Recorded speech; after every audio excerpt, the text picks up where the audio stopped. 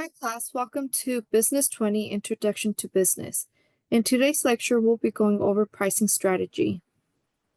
Our learning objectives are identify pricing strategies that are appropriate for new and existing products, and understand the stages of the product life cycle. So pricing.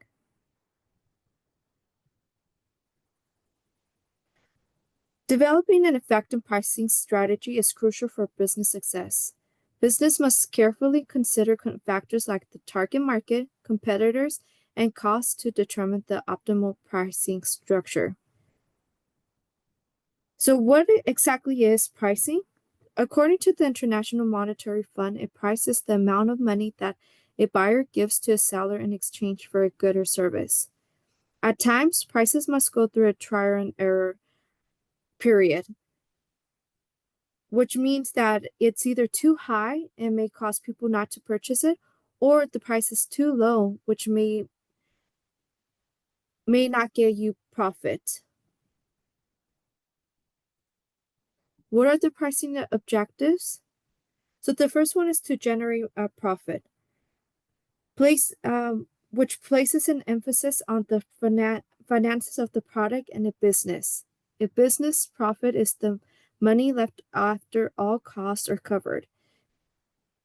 In other words, profit equals revenue minus cost. In the profit-oriented pricing, the price per product is set higher than the total cost of producing and selling each product to ensure that the company makes a profit on each sale. The benefit of profit-oriented pricing is an obvious one, which is the company is guaranteed a profit on every sale.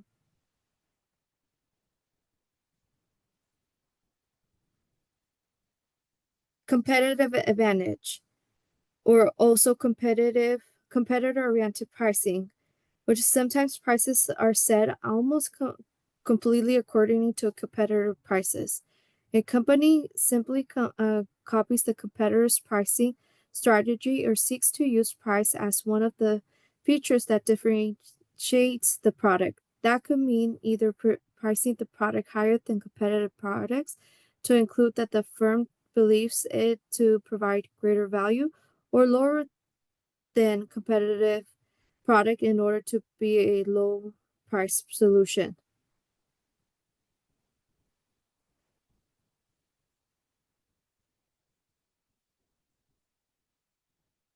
Customer-oriented pricing, also known as the value-oriented pricing.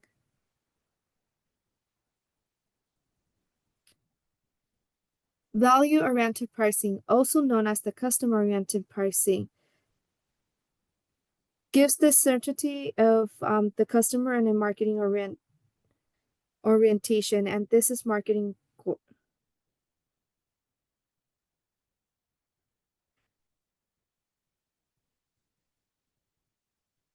So this means that the customer sets the price and or recommends the pricing of a product or service.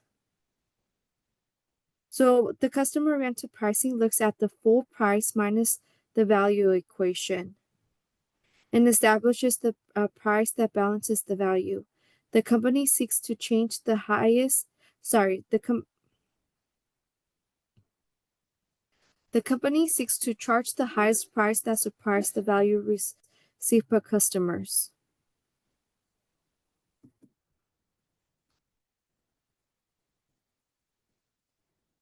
So the new product pricing strategies, skimming and penetration pricing.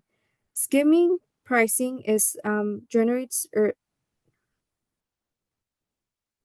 early profits, but when competition enters, and it will, competition skimming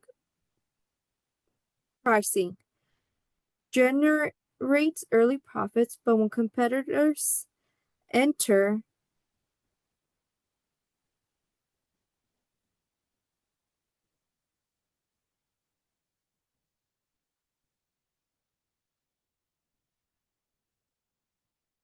but when, okay, skimming pricing strategy generates early profits. However, when competitors enter and the price is too high, um,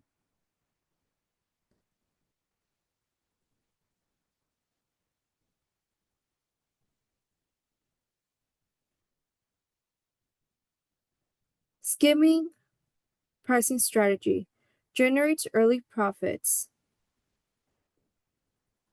But when competition enters, due to the high prices, healthy profits can't be made in the market and would have to and they will have to be lowered. Even without competition, they will likely lower prices gradually to bring in another group of consumers not willing to pay the initial high price. Now, penetration pricing, you will initially charge a low price, both to discourage competition and to grab sizable share of the market. This strategy might give the company some competitive breathing room. Potential competitors won't be attracted to low prices and modest profits over time as it is dominating market share and discourages competitions. Cost-based pricing figures out how much it costs to make a product or service and then sets a price by adding a profit to the cost.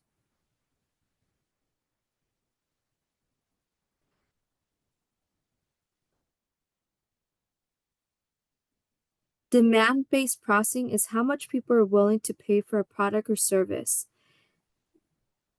Dynamic pricing is also known as the surge pricing or demand-based pricing. Is a pricing strategy where the price of a product or service is adjusted in real time based on various factors such as demand, supply, competition, and customer behavior. The prestige price.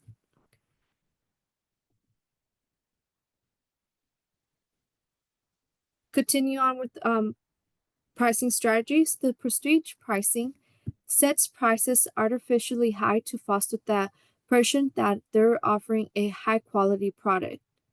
The odd even pricing sets pricing products a few cents or dollars under an even number. So this is when you have your 99 cents, your $1.99 prices. Loss leaders is the strategy in pricing an item at a loss to draw customers into the store. The bundling is pricing items as a group or a bundle at a discount to cost of buying the items separately. The concept of markup.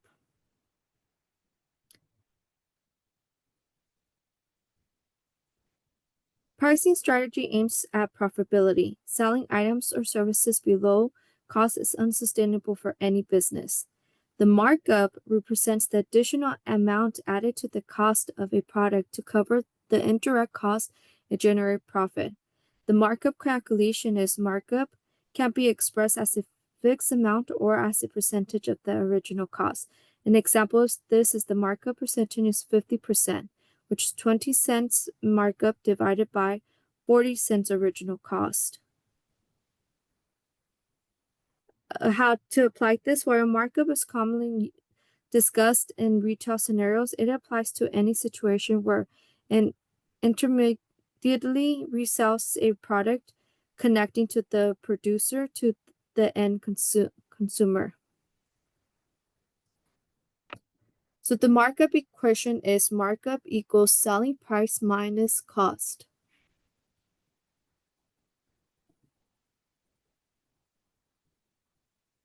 The product life cycle. So in the product life cycle, you have the four different stages. The first one being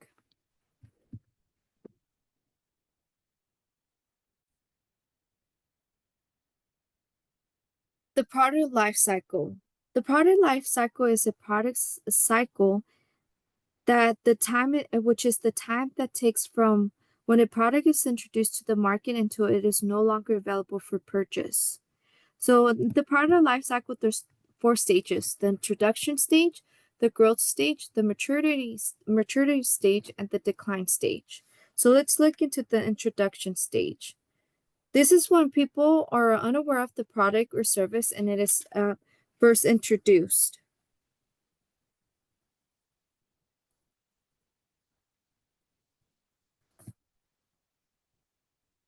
During this stage, the building awareness is a key component to adoption of the product. Companies invest in advertising to make consumers aware of their offerings and benefits of becoming a customer. For many products, the early adopters are people who value newness and innovation. If a company faces only limited competition, it might use a skimming approach to pricing because people who want to be among the first to have the product will generally be willing to buy at a higher price. Then, with time, the company will lower prices to appeal to the next layer of consumers, those who are wanting the product but are unwilling to pay the high introductory price. The company will gradually lower prices and in effect taking off layer after layer of potential customers until the product is priced low enough to be offered by a mass market. Then we enter the growth stage.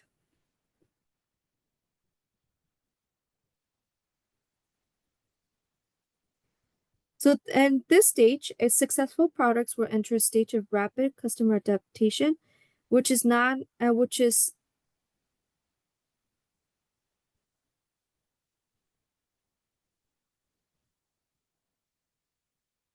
depending on how innovative and attractive a product is, the industry might reach the growth stage relatively quickly, or it could take many months or even longer for the point to arrive if it happens at all. In order for an industry sales to increase rapidly, advertising costs will generally be very high during the growth stage. If any competitors appear, companies may respond by lowering prices to retain their market shares. Competitors will also be looking for channels in which to distribute their products. When possible, they will try to establish exclusive arrangements with distributors, at least for a period of time, so that their product may be the only one available in a product category at a particular retail outlet. During this stage, it is also important for companies to invest in making improvements to the products so it maintains any advantage they may have established over other competitors. The maturity stage. If your product survives the growth stage, it will probably remain in the maturity stage for a long time. Sales still grow in the initial part of the stage, though at a decreasing rate. Later in the maturity stage, sales will plateau and eventually begin to move in a slightly downward direction. By this stage, if not sooner, competitors will have settled on a strategy intended to deliver them a sustainable competitive advantage, either by being the low-cost producer of a product or by successfully differentiating their product from the competition. Since one competitor will generally move forward towards a low-cost strategy after initially peaking, price levels begin to decline during the maturity stage. Price wars may even occur, but profits still tend to be strong because sales volumes remain high. Stage 4 is the decline stage. At some point of any product or service, they will reach the decline stage, which is the point at which sales drop significantly. New innovations or changes in consumer taste, regulations, and other forces from the micro level business environment can change the outlook of a product almost overnight.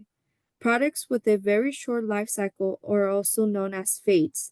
They may move through the entire product life cycle in a matter of months. Many products, particularly those which have experienced a long period in maturity may stay in decline phase for years. Ironically, price levels during the decline stage may actually increase, which occurs because the number of competitors is few.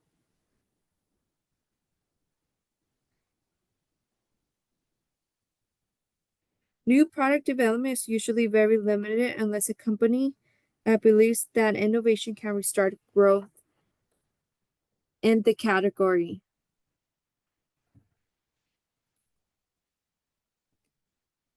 So here's a visual of what the